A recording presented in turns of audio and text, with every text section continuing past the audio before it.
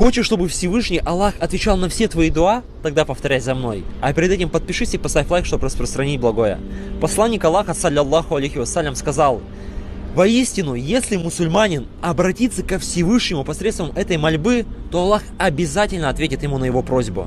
Повторяй за мной. Ля иляха илля анта субханака инни кунта миназ залимин. Нет Бога, кроме тебя, пречистый. Воистину я был одним из беззаконников. И самое интересное, что Всевышний Аллах после этого дуа в Коране сказал: мы ответили на его мольбу и спасли его от печали. Пусть Всевышний Аллах спасет вас от печали и будет отвечать на все ваши дуа. Барак Аллаху фикум.